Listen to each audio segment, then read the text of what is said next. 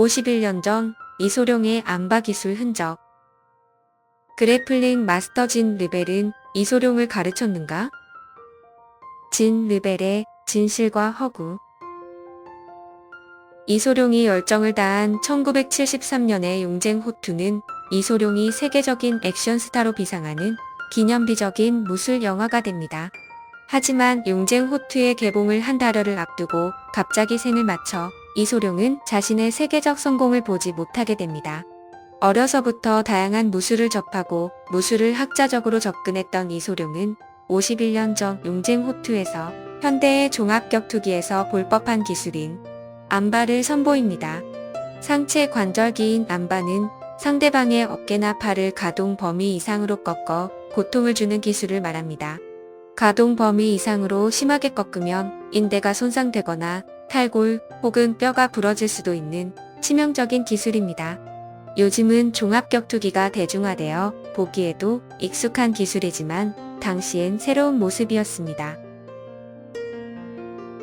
시대를 앞서간 무술인 이소룡. 이소룡의 인기는 정말 엄청났고 수많은 투기 종목의 거물들에게 존경받는 무도인으로서 그리고 액션 영화의 대스타로서 그는 독보적이고 전무후무한 존재였습니다. 그는 주연이었으며 제작과 각본에도 관여했고 무술 장면의 연출도 담당하였습니다. 그렇게 쏟아부은 후 호련히 세상을 떠났습니다. 정말 가장 빛날 때 떠난 전설이었습니다. 용쟁 호투의 오프닝 장면에서 이소룡과 1대1 대련을 펼치던 인물이 바로 21살 당시의 홍금보입니다. 몸은 뚱뚱했지만 상당히 날렵하죠. 그리고 이 대련에서 불이 끼고 등장하는 오픈 핑거 글러브는 놀랍게도 21세기의 인기 투기 종목인 현대 MMA에서 이와 비슷한 글러브를 끼고 경기를 하죠.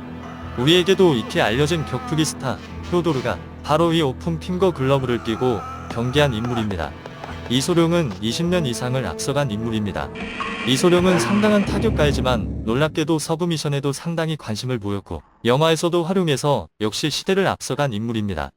주짓수의 고수 그레이시 가문이 세상에 등장하기 전까지 아무도 서브미션 기술의 무서움을 몰랐었는데 용쟁 호투에서 홍금보와의 첫 격투 대련에서 이소룡은 안바 기술로 그를 제압합니다. 안바는 격투기 여제였던 론다 로우지의 피니쉬의 기술로도 유명합니다. 이것만 봐도 이소룡이 얼마나 시대를 앞선 인물인지 알 수 있습니다. 그리고 영화에서 그는 하단 공격도 상당히 자주 하는데 이후 입식 격투기에서 루킥의 무서움이 많이 알려졌죠. 이소룡이 사용한 기술이 20여 년 후에 이렇게 널리 쓰이게 된 것이 놀랍지요. 인형 출처 용쟁 호투 토마스 모어의 영화방. 1993년 브라질의 호리온 그레이시와 미국의 아트 데이비가 공동 창립한 이종 격투기 UFC가 큰 인기를 얻습니다. 현대에 이르러 종합격투기가 성행하기 이전에 1973년 이소룡의 영화 용쟁 호투에서 미래의 종합격투기를 연상케 하는 액션이 표현됩니다. 홍금보와 이소룡의 대련에서 주짓수의 기본 기술이라고 하는 안바 연기입니다. 이 안바 기술을 자신이 가르쳤다고 주장하는 분이 있는데 이분이 유도와 레슬링의 전설로 불리우는 미국의 진 르벨입니다. 헐리우드 최고의 스턴트맨이자 프로 격투계에서 그래플링을 대중화했으며 현대 종합 격투기의 선구자로 불리기도 합니다. 진 르벨은 1954년 22살에 미국 AAU 헤비급 유도 챔피언십과 USA 종합 유도 챔피언십에서 연속 우승했습니다. 진 르벨은 1966년 TV 시리즈 그린호넷에서 훗날의 액션 슈퍼스타 이소룡과 함께 연기했습니다. 케이토 이소룡에게 얻어맞는 연기자가 진 르벨입니다.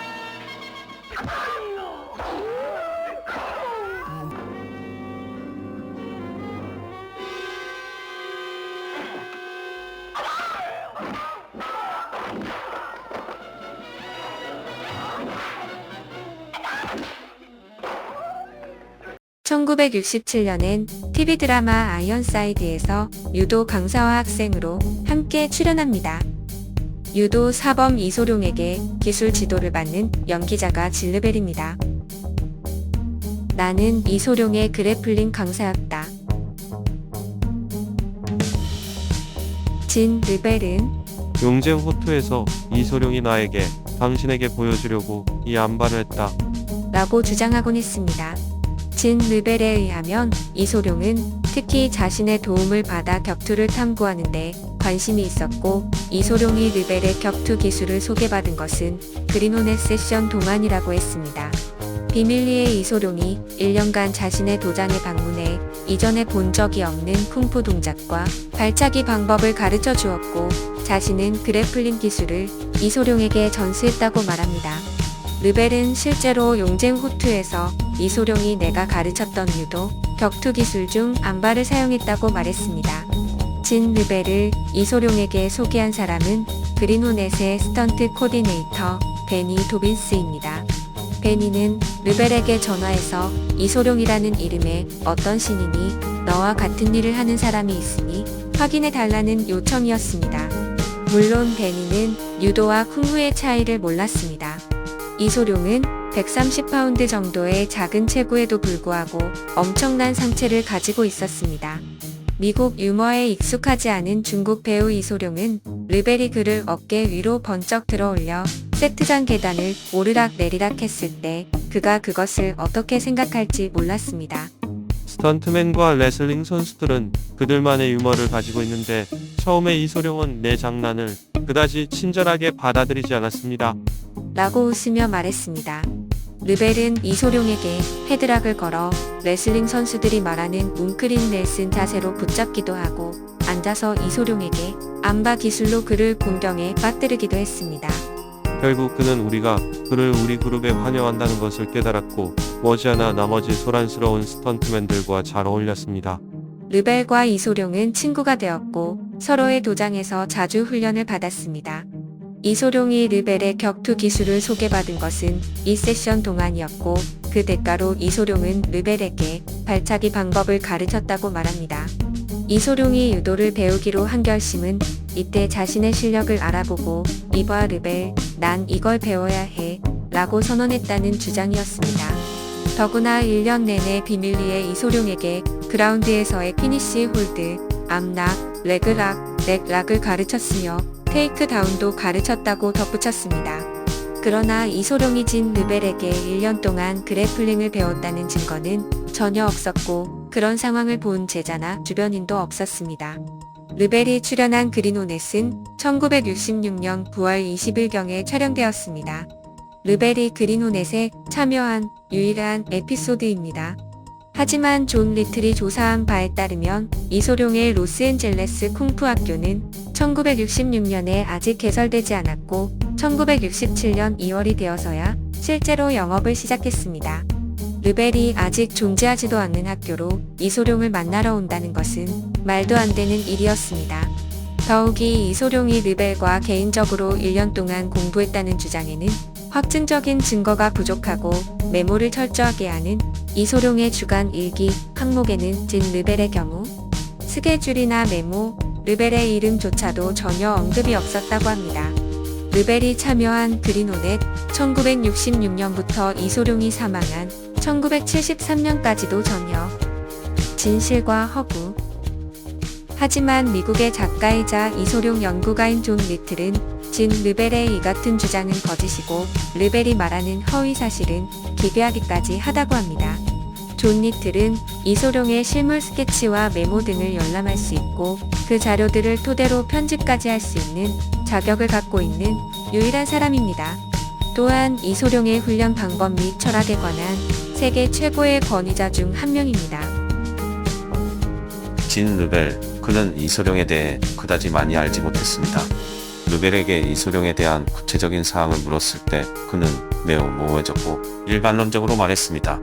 1990년대 초 르벨과의 인터뷰에서 이소룡을 마지막으로 보거나 통화한 시기를 묻자 르벨은 글쎄요, 그 사람이 죽기 전에라고 대답했습니다. 더 자세한 내용을 묻자 그는 많은 영화를 찍기 시작했을 때부터 이소룡이 살아있던 지난 몇 년 동안은 그를 볼 기회가 전혀 없었다고 말했습니다. 용쟁 호투가 1973년에 촬영되었고 르벨이 마지막으로 그를 봤다고 주장한 것이 그보다 2년 전이었다는 것은 1966년 그린 호넷과 1967년 아이언사이드에서 이소룡과 르벨이 함께 잠시 일했던 점을 고려하면 그의 주장은 터무니없는 것이었습니다. 르벨의 주장에 대해 의문이 있던 존 리틀은 코로나 대유행의 시기 중에 이소룡을 알고 있거나 함께 훈련한 무술가들에 의해 거짓 정보가 유포되는 것에 대해 조사하고 반박하는 글을 썼습니다. 각도 그리고 유도맨 진 르벨 문제라는 제목으로 반박하고 있습니다. 이 글은 원래 용의 분노라는 책에 수록하려고 집필하였으나 실제 책에 싣지는 않고 크리스 켄트라는 무술 전문 작가를 통해 문서로 공개한 바 있습니다. 존 리틀은 이소룡은 이미 세상을 떠난 지 오래고 그와 함께 운동하고 함께 지냈던 지인들도 하나둘 세상을 떠나 더 이상 반박할 사람이 없어지자 이소룡을 가르쳤다고 거짓된 정보를 유포하여 돈을 벌기 시작하면 비슷한 주장을 하는 사람들이 생겨날 것입니다. 연문의 조카 로마캄, 준리, 척 노리스도 이소룡을 가르쳤다고 주장했고 시한제도 이소룡을 가르쳤다고 주장했습니다. 라고 지적했습니다. 그중 존 리틀을 더욱 놀라게 한 것은 1966년부터 1973년까지 이소룡의 주간 일기, 메모 어디에도 이름이 등장하지 않는 진 르벨의 경우도 마찬가지였다고 합니다. 이소룡은 평소에도 메모광으로 자신이 참석한 대회, 보거나 작업 중인 영화, 그리고 홍보와 출연 스케줄, 또한 일이 부족할 때나 시대에 대한 동기부여를 위한 구절들도 적었습니다. 자신이 했던 일, 운동, 함께 훈련한 사람, 그가 알고 함께 일했던 모든 사람들의 이름, 생일, 주소, 전화번호, 개인의 주장 등 매우 다양한 기록을 했고 존 리틀은 이소룡의 이러한 자료들을 모두 확인했는데 진 르벨의 이름이나 르벨에 관한 메모는 어디에도 없었습니다. 유도 실제로 르벨이 가르쳤다고 주장하는 기술은 시애틀에서 이미 배운 것이었습니다. 이소룡이 르벨이 저술한 유도와 호신술에 관한 책 2권을 소유한 것은 사실이지만 이는 2000권이 넘는 이소룡의 서재에서 유도와 호신술에 관한 책 94권 중 2권을 소유한 것에 불과했습니다. 르벨과 이소룡의 연결점은 그린 혼의 촬영 때를 기억해야 합니다. 1966년 진 르벨이 그린 혼의 촬영장에 처음 등장했을 때 유도의 기술은 이소룡에게 결코 낯선 것이 아니었다는 사실입니다. 그는 1959년 이미 시애틀에 살면서 유도를 배웠습니다. 시애틀의 이소룡의 첫 제자 제시 글로버에 따르면 이소룡은 유도에 관심이 많았어요. 그를 만난 직후 몇 가지 기술을 가르쳐줬어요. 유도의 2급 블랙벨트이자 여러 지역 챔피언십에서 우승한 글로버는 그는 제가 시애틀에서 열린 모든 경기에 왔고 워싱턴 대학교에서 나의 정식 사범에게 유도 수업을 들었죠. 제시 글로버는 자신의 강사 프레드 사토를 이소룡에게 소개하였습니다. 이소룡은 안바, 손목과 핀, 초크 기술 몇 가지를 가지고 놀았어요. 프레드 사토는 시애틀에서 이소룡에게 유도를 가르쳐준 또 다른 사람이었습니다. 그는 워싱턴 대학교에서 유도를 가르쳤고 이소룡은 선택 과목으로 수강하여 3년이 조금 안 되는 기간 동안 유도를 배웠다고 합니다. 돈과 이소룡이 연결된 무술 산업. 이소룡의 영화가 북미에서 개봉되기 전에 무술 산업은 무술 스튜디오가 없거나 있어도 무술을 가르치고 생계를 꾸리는 정도였습니다. 1973년 여름 이소룡의 용쟁 호투가 개봉된 이후에는 무술에 대한 관심을 불러일으켰고 세계에 이소룡 열풍이 불어 사실상 모든 거리의 모퉁이에는 무술학교가 세워졌습니다. 모든 무술 관련 산업에서 돈이 일어나고 있었습니다. 이소룡이라는 이름이 붙으면 경쟁에서 우위를 점하는 동시에 돈을 벌 수 있는 티켓이기도 했습니다. 이소룡을 함께 알고 있거나 이소룡에게서 훈련을 받은 무술가들은 이제 대담하게 앞으로 나아갔습니다. 르벨이 자신의 책 표지에서 이소룡의 그래플링 강사라고 대담하게 내세우고 있습니다. 진 르벨 그래플링 마스터, 거리 방어와 경쟁을 위한 전투, 1992년 출간. 그러나 르벨이 이소룡에게 1년 동안이나 그래플링을 가르쳤다면 이러한 사실들에 대한 메모라든지 제자들이나 주변인들의 증언이라도 있어야 할 텐데 르벨의 주장을 뒷받침할 만한 어떠한 근거도 나타나지 않았습니다. 이소룡은 어려서부터 영화 배우이다 보니 무수히 많은 사진이 남아있습니다. 이소룡은 사진 찍기를 좋아했고 자신과 관련된 거의 모든 사람들과 찍은 사진이 많이 남아있습니다. 하지만 르벨과의 사진은 그린호넷에서 촬영된 영상 필름 외에는 개인적으로 찍은 사진은 아예 한 장도 없습니다. 이에 이소룡에게 그래플링을 가르쳤다는 르벨의 주장은 이소룡의 명성에 올라탄 거에 허구로 보입니다. 다만 이소룡의 명성에 기대지 않더라도 자신은 이미 부와 명성을 이루고 유술의 전설로 불리우는 큰 인물이 뭐가 부족해서 굳이 실제와 다른 소설 같은 말을 지어냈는지 의문입니다. 그리고 진 르벨을 인터뷰했던 존 리틀은 처음 르벨의 주장에 대해 의문을 품게 된 것은 이소룡 사망 후 20년 뒤 이소룡의 아들 브랜든 리의 네 번째 영화 래피드 파이어에도 참여하는데 회상하길 무술면에서 아버지 이소룡보다 브랜든이 훨씬 뛰어났다고 말했을 때였습니다. 그렇게 주장하는 사람은 이소룡과 함께 많은 시간을 함께 보내지 못한 사람임이 분명합니다. 브랜든이 이소룡의 아들이고 무술을 수련했다고 해도 누가 이소룡보다 브랜든의 무술 능력이 뛰어나다고 생각할까요? 이소룡의 안바 기술은 완전한가? 한 20년 전쯤 종합 격투기가 성행하던 때에 저 안바가 제대로 된 안바가 아니라는 설은 이미 있었습니다. 네덜란드계 미국인 전 이종 격투기 선수 바스루테는 이소룡을 존경하지만 그가 용쟁 호투에서 보여준 안바는 진짜 안바가 아닙니다. 지금 UFC에서 뛰려면 최소 1년은 수련을 해야 합니다. 라고 지적한 바 있습니다. 바스루테는 UFC 헤비급 챔피언이자 킹 오브 판크라스의 세계 챔피언을 3번이나 차지했으며 22경기 무패 행진의 화려한 경력의 소유자입니다. 이소룡 팬으로 12살 때 이소룡 영화를 처음 보고 무술에 관심을 가지게 되었다고 합니다. 가족이 휴가를 갔는데 그 지역에서 이소룡의 용쟁 호투가 상영되고 있었습니다. 나이 등급 제한으로 극장에 들어갈 수 없었지만 그의 형제와 몰래 들어가서 영화를 봤습니다. 영화를 본 후 이소룡을 흉내내느라 쌍절곤을 만들기도 했다고 합니다. 해외의 이소룡 팬들도 저 영상이 의심쩍었는지 비교 사진을 놓고 토론을 하기도 합니다. 저 오프닝 영상은 홍콩에서 하루 반나절의 짧은 스케줄상 내서 촬영되었다고 합니다.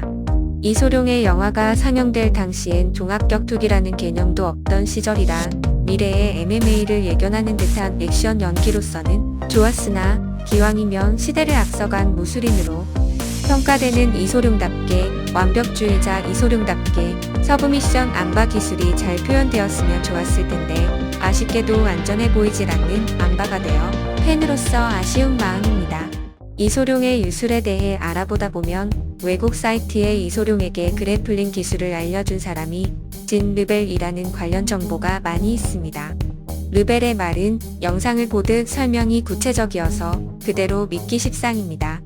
유튜브 또는 과거의 이소룡 다큐멘터리에서도 진 르벨의 인터뷰가 보이므로 이소룡의 그래플링 강사가 진 르벨이라는 정보를 믿을 수밖에 없습니다.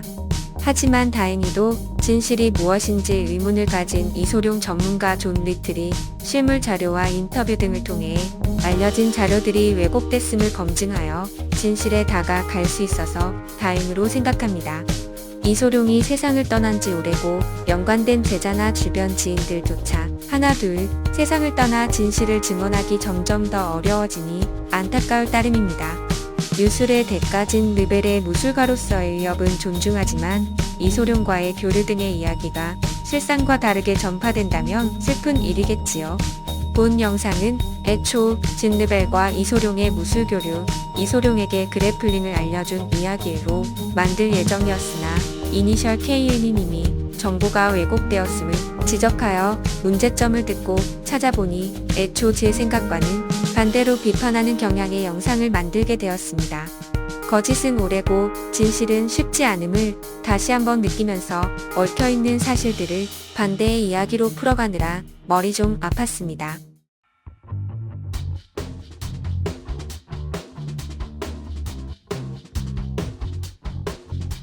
최초의 2종 격투기 경기 진 르벨의 복싱과 그래플링 실전 2종 격투기 경기 영상입니다. 1963년 12월 2일 미국 로스앤젤레스 스포츠 아레나에서 열렸습니다. 이 역사적인 시합은 종종 MMA 대회의 초기 사례 중 하나로 간주됩니다. MMA라는 용어는 수십 년이 지나서야 대중화되었습니다.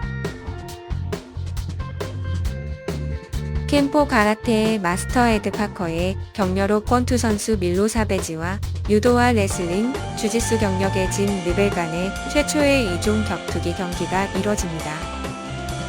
르벨은 4라운드에 리어 네이키드 초크를 걸었습니다. 몇 초 만에 사베지는 의식을 잃었고 르벨이 승리했습니다.